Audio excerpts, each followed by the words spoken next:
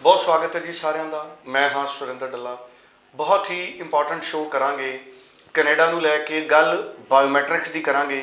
VFS centre ਹਾਲੇ ਵੀ ਬੰਦ ਨੇ, ਕਦੋਂ ਖੁੱਲਣਗੇ ਕੋਈ ਸਪਸ਼ਟ ਡੇਟ ਕੈਨੇਡਾ ਵੱਲੋਂ ਹਾਲੇ ਤੱਕ ਅਨਾਉਂਸ ਨਹੀਂ ਕੀਤੀ ਗਈ। ਪਰ ਜਿਹੜਾ ਟ੍ਰੈਂਡ ਦੇਖਣ ਨੂੰ ਮਿਲਿਆ, ਬਹੁਤ ਸਾਰੇ ਸਟੂਡੈਂਟ ਜਦੋਂ ਲਾਈਵ ਸ਼ੋਅ ਦੇ ਵਿੱਚ ਆਉਂਦੇ ਨੇ ਤੇ ਅਕਸਰ ਕਈ ਸਟੂਡੈਂਟਸ ਦੇ ਮੈਸੇਜ ਆ ਰਹੇ ਨੇ ਕਿ ਕੈਨੇਡਾ ਤੋਂ ਵਿਦਆਊਟ ਬਾਇਓਮੈਟ੍ਰਿਕਸ ਵੀ ਜਿਨ੍ਹਾਂ ਸਟੂਡੈਂਟਸ ਦੀਆਂ ਫਾਈਲਸ ਨੇ ਉਹਨਾਂ ਨੂੰ ਪਾਸਪੋਰਟ ਸਬਮਿਸ਼ਨ ਰਿਕੁਐਸਟ ਆ ਰਹੀ ਹੈ। ਹਾਲਾਂਕਿ ਅਫੀਸ਼ੀਅਲ ਤੌਰ ਦੇ ਉੱਤੇ ਇਸ ਬਾਰੇ ਕੋਈ ਕਨਫਰਮੇਸ਼ਨ ਨਹੀਂ ਹੈ, ਪਰ ਬਹੁਤ ਸਾਰੇ ਸਟੂਡੈਂਟਸ ਦਾ ਕਹਿਣਾ ਹੈ ਜਿਹੜੇ ਸਾਨੂੰ ਟੌਪ ਚੈਟ ਦੇ ਵਿੱਚ ਲਾਈਵ ਸ਼ੋਅ ਦੇ ਦਰਮਿਆਨ ਟੈਕਸਟ ਲਿਖਦੇ ਨੇ। ਜੇ ਮੰਨ ਲਈਏ ਕਿ ਵਿਦਆਊਟ ਬਾਇਓਮੈਟ੍ਰਿਕਸ ਤੋਂ ਵੀ ਅਗਰ ਪਾਸਪੋਰਟ ਸਬਮਿਸ਼ਨ ਰਿਕੁਐਸਟ ਆ ਰਹੀ ਹੈ ਤੇ ਇਹਦੇ ਪਿੱਛੇ ਕੀ ਕਾਰਨ ਨੇ, ਘੱਟੋ ਘੱਟ ਇਸ ਸੰਭਾਵਨਾ 'ਤੇ ਵੀ ਵਿਚਾਰ ਕੀਤਾ ਜਾ ਸਕਦਾ ਹੈ। ਔਰ ਉਂਝ ਜਨਵਰੀ ਇਨਟੇਕ ਕੈਨੇਡਾ ਕਹਿ ਰਿਹਾ ਹੈ ਕਿ ਸਿੰਗਲ ਪ੍ਰੋਸੈਸ ਹੋਏਗਾ। ਅਗਰ ਜਨਵਰੀ ਇਨਟੇਕ ਸਿੰਗਲ ਪ੍ਰੋਸੈਸ ਹੋਏਗਾ ਤੇ ਅਸੀਂ ਦੀਵਾਲੀ ਦੇ ਦਿਨਾਂ ਵੱਲ ਵਧ ਰਹੇ ਹਾਂ, ਅਸੀਂ 8-9 ਨਵੰਬਰ ਵਾਲੇ ਪਾਸੇ ਆ ਗਏ ਹਾਂ। ਅਗਰ ਸਿੰਗਲ ਪ੍ਰੋਸੈਸ ਜਨਵਰੀ ਇਨਟੇਕ ਦੇਣਾ ਹੈ ਤੇ ਫਿਰ ਕੈਨੇਡਾ ਬਾਇਓਮੈਟ੍ਰਿਕਸ ਐਡੇ ਵੱਡੇ ਪੱਧਰ 'ਤੇ ਕਿਵੇਂ ਕਰੇਗਾ? ਇਹ ਵੀ ਆਪਣੇ ਆਪ ਦੇ ਵਿੱਚ ਬਹੁਤ ਵੱਡੇ ਵੱਡੇ ਸਵਾਲ ਨੇ। ਇਹਨਾਂ ਸਾਰੇ ਸਵਾਲਾਂ ਦੇ ਉੱਤੇ ਗੱਲ ਕਰਾਂਗੇ। ਕੀ ਕੈਨੇਡਾ ਬਾਇਓਮੈਟ੍ਰਿਕਸ ਲਈ ਕੋਈ ਨਵਾਂ ਫਾਰਮੂਲਾ ਇੰਪਲੀਮੈਂਟ ਕਰੇਗਾ, ਕੋਈ ਨਵਾਂ ਮੈਥਡ ਅਡੋਪਟ ਕਰੇਗਾ? ਇਹ ਵੀ ਇੱਕ ਸਵਾਲ ਹੈ।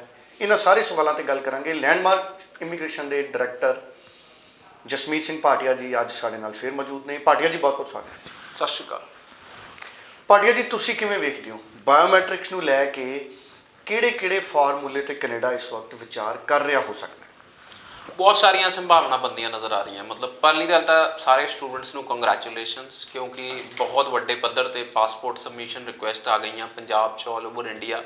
ਔਰ ਮੈਨੂੰ ਲੱਗਦਾ ਬਹੁਤ ਸਾਰੇ ਸਟੂਡੈਂਟਸ ਦੇ ਈਵਨ ਪਾਸਪੋਰਟ ਸਟੈਂਪ ਹੋ ਕੇ ਵੀ ਆ ਗਏ, ਜਿਨ੍ਹਾਂ ਦੇ ਪ੍ਰੀ ਅਪਰੂਵਲਸ ਵੀ ਹੈਗੇ ਸੀ ਜਾਂ ਜਿਨ੍ਹਾਂ ਨੂੰ EIPs ਵੀ ਮਿਲੇ। ਸੋ ਬਹੁਤ ਖੁਸ਼ੀ ਦਾ ਮਾਹੌਲ ਹੈ। ਮੈਨੂੰ ਲੱਗਦਾ ਦੀਵਾਲੀ ਦੇ ਆਉਂਦਿਆਂ ਬਹੁਤ ਸਾਰੇ ਸਟੂਡੈਂਟਸ ਦੇ ਹੱਥ ਵਿੱਚ ਆਪਣੇ ਪਾਸਪੋਰਟਸ ਹੋਣਗੇ ਔਰ ਕੁਝ ਸਟੂਡੈਂਟਸ ਤਾਂ ਆਪਣੀਆਂ ਟਿਕਟਾਂ ਵੀ ਬੁੱਕ ਕਰਕੇ ਕੈਨੇਡਾ ਜਾਣ ਦੀ ਤਿਆਰੀ ਕਰਨਗੇ।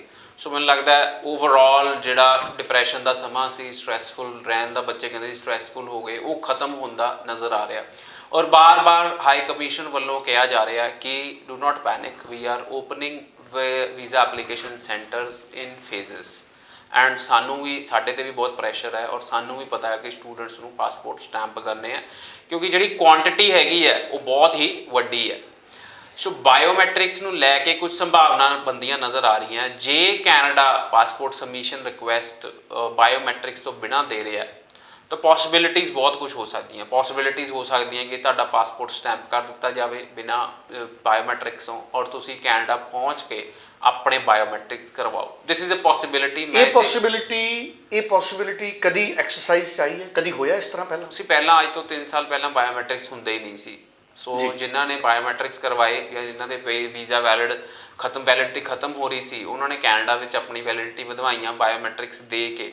ਅੱਛਾ, ਕੈਨੇਡਾ 'ਚ ਉਹਨਾਂ ਦੇ ਬਾਇਓਮੈਟ੍ਰਿਕਸ? ਬਿਲਕੁਲ। ਸੋ 3 ਸਾਲ ਪਹਿਲਾਂ, ਅੱਜ ਤੋਂ 3 ਸਾਲ ਪਹਿਲਾਂ ਬਾਇਓਮੈਟ੍ਰਿਕਸ ਹੁੰਦੇ ਹੀ ਨਹੀਂ ਸੀ। ਸੋ ਇਹ ਜਦੋਂ ਇੰਪਲੀਮੈਂਟ ਕੀਤਾ ਗਿਆ, ਸੋ ਫਿਰ ਸਟੂਡੈਂਟਸ ਦੇ ਔਰ ਵਿਜ਼ਟਰ ਵੀਜ਼ਾ ਦੇ ਬਾਇਓਮੈਟ੍ਰਿਕਸ ਹੋਣੇ ਸ਼ੁਰੂ ਹੋ ਗਏ। ਸੋ ਇਹ ਸਾਰਾ ਕੁਝ ਇਸ ਲਈ ਕੀਤਾ ਗਿਆ ਕਿਉਂਕਿ ਅਮਰੀਕਾਜ਼, ਜਿਹਨੂੰ ਕਹਿੰਦੇ ਆ ਕੈਨੇਡਾ ਔਰ USA, ਪੂਰਾ ਅਮਰੀਕਾ ਕਿਹਾ ਜਾਂਦਾ, ਤਾਂ ਪੂਰਾ ਹੀ ਨਾਰਥ ਅਮਰੀਕਾ ਇਸ ਰੀਜਨ ਨੂੰ ਕਿਹਾ ਜਾਂਦਾ। ਸੋ USA ਔਰ ਕੈਨੇਡਾ ਇਨਫੋਰਮੇਸ਼ਨ ਸ਼ੇਅਰ ਕਰਦੇ ਆ। ਔਰ ਜੇ ਤੁਹਾਡੇ ਕੋਲ ਕੈਨੇਡਾ ਦਾ ਸਟੱਡੀ ਵੀਜ਼ਾ ਜਾਂ ਕੈਨੇਡਾ ਦਾ ਟੂਰਿਸਟ ਵੀਜ਼ਾ ਤਾਂ USA ਈਜ਼ੀਲੀ ਤੁਹਾਨੂੰ ਵੀਜ਼ਾ ਦੇ ਦਿੰਦਾ। ਔਰ ਜੇ ਤੁਹਾਡੇ ਕੋਲ ਵਾਈਸ ਵਰਸਾ, ਜੇ ਤੁਹਾਡੇ ਕੋਲ USA ਦਾ ਟੂਰਿਸਟ ਵੀਜ਼ਾ ਜਾਂ ਸਟੱਡੀ ਵੀਜ਼ਾ ਤਾਂ ਕੈਨੇਡਾ ਵੀ ਸਟੱਡੀ ਵੀਜ਼ਾ ਜਾਂ ਟੂਰਿਸਟ ਵੀਜ਼ਾ ਈਜ਼ੀਲੀ ਦੇ ਦਿੰਦਾ। ਸੋ ਦੇਰ ਇਜ਼ ਨੋ ਪ੍ਰੋਬਲਮ। ਤੁਹਾਨੂੰ ਪਤਾ ਹੀ ਹੋਏਗਾ ਕਿ ਕੈਨੇਡਾ ਦਾ ਬਾਰਡਰ USA ਨਾਲ ਪੂਰਾ ਸ਼ੇਅਰ ਹੁੰਦਾ। ਕਾਫੀ ਸਾਰੇ ਇੱਦਾਂ ਦੇ ਸ਼ਹਿਰ ਹੈਗੇ ਆ ਜਿਹੜੇ ਮੈਂ ਪਰਸਨਲੀ ਵਿਜ਼ਿਟ ਕੀਤੇ ਆ, ਔਰ ਤੁਸੀਂ ਇੱਕ ਪਾਸੇ ਕੈਨੇਡਾ ਹੈ ਤਾਂ ਤੁਸੀਂ ਰੋਡ ਕ੍ਰਾਸ ਕਰੋ ਤਾਂ ਦੂਜੇ ਪਾਸੇ USA ਹੈ ਜੀ। ਸੋ ਇਹ ਸਾਰੀਆਂ ਚੀਜ਼ਾਂ ਨੂੰ ਦੇਖਦਿਆਂ ਹੋਇਆਂ ਸੋ ਕੈਨੇਡਾ ਤੇ USA ਦੀ ਟੋਟਲ ਇਨਫੋਰਮੇਸ਼ਨ ਸ਼ੇਅਰ ਹੁੰਦੀ ਹੈ। ਸੋ ਇੱਥੇ ਕਈ ਵਾਰੀ ਇਨਐਕਸਪੀਰੀਅੰਸ ਕਾਰਨ ਕੁਝ ਕੰਸਲਟੈਂਟ ਮਿਸਟੇਕ ਵੀ ਕਰ ਬੈਠਦੇ ਆ ਕਿ ਸਟੂਡੈਂਟ ਆਲਰੇਡੀ ਰਿਫਿਊਜ਼ ਸੀ USA ਤੋਂ, ਉਹਦੀ ਫਾਈਲ ਵਿੱਚ ਰਿਫਿਊਜ਼ਲ ਮੈਂਸ਼ਨ ਨਹੀਂ ਕੀਤੀ। ਸੋ ਸਟੂਡੈਂਟ 'ਤੇ 5 ਸਾਲ ਦਾ ਬੈਨ ਲੱਗ ਜਾਂਦਾ ਹੈ।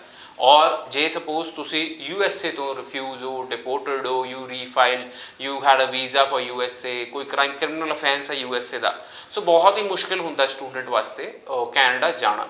ਸੋ ਇਸ ਵਾਸਤੇ ਬਾਇਓਮੈਟ੍ਰਿਕਸ ਦੀ ਇੰਟਰੋਡਕਸ਼ਨ ਕੀਤੀ ਗਈ ਔਰ ਬਾਇਓਮੈਟ੍ਰਿਕਸ ਇਸ ਲਈ ਲਿਆਏ ਗਏ ਇਸ ਚੀਜ਼ ਨੂੰ ਅਵੋਇਡ ਕਰਨ ਵਾਸਤੇ, ਕਿਉਂਕਿ ਬਹੁਤ ਸਾਰੇ ਲੋਕ ਇਦਾਂ ਦੇ ਹੈਗੇ ਸੀ ਜਿਹੜੇ ਕੈਨੇਡਾ 'ਚ ਇਲੀਗਲ ਹੁੰਦੇ ਸੀ ਤਾਂ ਬਾਰਡਰ ਰਾਹੀਂ USA ਚਲੇ ਜਾਂਦੇ ਸੀ, ਜੇ USA 'ਚ ਇਲੀਗਲ ਹੁੰਦੇ ਸੀ ਤਾਂ ਬਾਰਡਰ ਥਰੂ ਕੈਨੇਡਾ ਆ ਜਾਂਦੇ ਸੀ। ਸੋ ਇਹ ਸਾਰੀ ਇਲੀਗਲ ਮੂਵਮੈਂਟ ਨੂੰ ਰੋਕਣ ਵਾਸਤੇ ਬਾਇਓਮੈਟ੍ਰਿਕਸ ਇੰਟਰੋਡਿਊਸ ਕੀਤੇ ਗਏ ਔਰ ਬਾਇਓਮੈਟ੍ਰਿਕਸ ਦੇ ਨਾਲ ਤਾਂ ਕਿ ਹਰ ਬੰਦੇ ਦਾ ਇੱਕ ਟੋਟਲ ਰਿਕਾਰਡ ਹੋਏ, ਸੋ ਇਸ ਲਈ ਸਾਰਾ ਕੁਝ ਕੀਤਾ ਗਿਆ। ਸੋ ਕੰਪਲਸਰੀ ਤਾਂ ਜ਼ਰੂਰ ਹੋਏਗਾ ਬਾਇਓਮੈਟ੍ਰਿਕਸ ਹੋਣਾ, ਬਟ ਜੇ ਪਾਸਪੋਰਟ ਸਬਮਿਸ਼ਨ ਰਿਕੁਐਸਟ ਬਹੁਤ ਹੀ ਵੱਡੀ ਨਿਊਜ਼ ਬਣ ਜਾਏਗੀ ਜੇ passport submission request without biometric students ਨੂੰ ਆਉਣ ਲੱਗ ਜਾਏ, ਤਾਂ ਸਾਰੇ ਹੀ ਸਟੂਡੈਂਟ ਜਿਹੜੇ ਜਨਵਰੀ ਵਾਲੇ ਵੀ ਹੈਗੇ ਆ, ਜਿਹੜੇ AIP ਵਾਲੇ ਵੀ ਹੈਗੇ ਆ, they will be able to get their visa and they will be able to travel to Canada. So this will be a big change during the COVID period. ਕੁਝ ਸਮੇਂ ਲਈ ਇਹ ਚੇਂਜ ਲਿਆਇਆ ਜਾ ਸਕਦਾ, ਬਟ ਹੱਲੇ ਇਹਦੇ ਬਾਰੇ ਕੋਈ ਆਫੀਸ਼ੀਅਲ ਅਨਾਉਂਸਮੈਂਟ ਨਹੀਂ ਹੈਗੀ। ਕਿਹੜਾ ਪ੍ਰੋਸੈਸ ਹੋਰ ਕੈਨੇਡਾ ਅਡਾਪਟ ਕਰ ਸਕਦਾ ਹੈ? ਤੁਸੀਂ ਜਿਵੇਂ ਸੰਭਾਵਨਾ ਪ੍ਰਗਟ ਕੀਤੀ ਕਿ ਇਹ ਵੀ ਹੋ ਸਕਦਾ ਹੈ ਕਿ ਉੱਥੇ ਜਾ ਕੇ ਬਾਇਓਮੈਟ੍ਰਿਕ ਸਟੂਡੈਂਟ ਦੀ ਤੁਸੀਂ ਦੇਖੋ ਇੰਟਰਨੈਸ਼ਨਲ ਸਟੂਡੈਂਟਸ ਨੂੰ ਕੈਨੇਡਾ ਨੇ ਖੁੱਲਾ ਸੱਦਾ ਦੇ ਦਿੱਤਾ। ਦੇਖੋ ਕੋਵਿਡ ਰੈਡਨੈਸ ਲਿਸਟ ਬਣਾਤੀ, ਉਹਦੇ ਵਿੱਚ 80% ਕਾਲਜਸ ਆ ਚੁੱਕੇ ਹੈ, 20% ਸਰਕਾਰੀ ਕਾਲਜ ਹੱਲੇ ਆਣੇ ਬਾਕੀ ਹੈ। ਸੋ ਕੋਵਿਡ ਰੈਡਨੈਸ ਲਿਸਟ ਦਾ ਹੈਗਾ, ਤੁਸੀਂ ਆਪਣੇ ਕਾਲਜ ਨਾਲ ਗੱਲ ਕਰੋ, ਤੁਹਾਡੇ ਕੋਲ ਵੀਜ਼ਾ ਸਟੈਂਪ ਹੈ, ਤੁਸੀਂ ਆਪਣਾ ਪਾਸਪੋਰਟ ਵੀਜ਼ਾ ਸਟੈਂਪ ਹੈ, ਤੁਸੀਂ ਆਪਣੇ ਕਾਲਜ ਨਾਲ ਗੱਲ ਕਰੋ, ਆਪਣੀ ਟਿਕਟ ਭੇਜੋ, ਕਾਲਜ ਤੁਹਾਡੇ ਲਈ 14 ਦਿਨ ਦਾ ਕੁਆਰੰਟੀਨ ਪਲਾਨ ਬੁੱਕ ਕਰੇਗਾ, ਕਾਲਜ ਤੁਹਾਡਾ ਕਰੋਨਾ ਦਾ ਟੈਸਟ ਕਰਾਏਗਾ 2 ਵਾਰੀ, ਕਾਲਜ ਤੁਹਾਡੇ ਖਾਣ ਪੀਣ ਦਾ ਅਰੇਂਜਮੈਂਟ ਕਰੇਗਾ। ਸੋ ਇਹ ਕਾਲਜ ਉੱਤੇ ਸਾਰੀ ਰਿਸਪੌਂਸਿਬਿਲਿਟੀ ਹੈਗੀ ਹੈ ਐਂਡ ਤੁਸੀਂ ਕੈਨੇਡਾ ਟਰੈਵਲ ਕਰ ਸਕਦੇ ਹੋ। ਸੋ ਇੰਨਾ ਵੱਡਾ ਚੇਂਜ ਲਿਆਂਦਾ ਗਿਆ, ਇੰਟਰਨੈਸ਼ਨਲ ਸਟੂਡੈਂਟ ਨੂੰ ਖੁੱਲ੍ਹਾ ਸੱਦਾ ਦਿੱਤਾ ਗਿਆ ਕੈਨੇਡਾ ਵੱਲੋਂ, ਔਰ ਖਾਸ ਕਰਕੇ ਜਿਹੜੇ ਆਨਲਾਈਨ ਕਲਾਸਿਸ ਲਗਾ ਰਹੇ ਹੈ, ਪਹਿਲੀ ਪ੍ਰੈਫਰੈਂਸ ਉਹਨਾਂ ਸਟੂਡੈਂਟ ਨੂੰ ਦਿੱਤੀ ਜਾ ਰਹੀ ਹੈ ਟਰੈਵਲ ਕਰਨ ਲਈ। ਸੋ ਜਿਹੜੇ AIP ਵਾਲੇ ਸਟੂਡੈਂਟ ਹੈਗੇ ਆ, ਜਦੋਂ ਉਹਨਾਂ ਦਾ ਵੀਜ਼ਾ ਸਟੈਂਪ ਹੋ ਜਾਂਦਾ they can travel to Canada. But ਹੁਣ ਜਨਵਰੀ ਇਨਟੇਕ ਨੂੰ ਲੈ ਕੇ ਕੁਝ ਚੇਂਜਸ ਮੈਨੂੰ ਲੱਗਦਾ ਹੈ ਕਿ ਲਿਆਣੇ ਪੈਣਗੇ ਔਰ ਬਹੁਤ ਜਲਦੀ ਇਹ 'ਤੇ ਅਨਾਊਂਸਮੈਂਟ ਆਉਣੀ ਚਾਹੀਦੀ ਹੈ, ਕਿਉਂਕਿ ਜਨਵਰੀ ਇਨਟੇਕ ਕਿਤੇ ਨਾ ਕਿਤੇ ਮੈਨੂੰ ਥੋੜ੍ਹਾ ਜਿਹਾ ਹੱਲੇ ਕਨਫਿਊਜ਼ਨ 'ਚ ਲਟਕਦਾ ਨਜ਼ਰ ਆ ਰਿਹਾ। So they are not giving visas for January intake and they have said that we will give full approval. So without biometrics, how they will give full approval, or if they are waiving off the biometrics, that can be another big news. So this is the major change we are expecting from Canada. So let's see what is in store, but we have to be positive, as I always tell all my viewers. ਚਲੋ thank you so much ਜੀ। ਸੋ biometrics ਤੇ ਇਸ ਛੋਟੇ ਜਿਹੇ show ਦੇ ਵਿੱਚ ਬੜੀਆਂ important discussions ਨੇ ਜਿਹੜੀਆਂ ਪਾਰਟੀਆਂ ਜਿਹਨੇ ਕੀਤੀਆਂ ਨੇ, ਕਈ ਪੁਆਇੰਟਸ ਦੇ ਉੱਤੇ ਗੱਲ ਕੀਤੀ ਗਈ ਹੈ। ਸੋ ਪਰ ਅਸੀਂ ਆਸ ਇਹ ਕਰਦੇ ਹਾਂ, ਅਰਦਾਸ ਵੀ ਇਹ ਕਰਦੇ ਹਾਂ ਕਿ 3 ਨਵੰਬਰ ਤੱਕ VFS ਸੈਂਟਰ ਬੰਦ ਨੇ, ਰੱਬ ਕਰੇ ਕਿ 1 ਦਸੰਬਰ ਤੋਂ ਖੋਲ੍ਹ ਹੀ ਜਾਣ ਤਾਂ ਕਿ ਸਾਰੀਆਂ ਚੀਜ਼ਾਂ ਬਹੁਤ ਸਮੂਥ ਪ੍ਰੋਸੈਸ ਦੇ ਜ਼ਰੀਏ ਫਿਨਿਸ਼ ਹੋਣ। Thank you so much party. ਧੰਨਵਾਦ।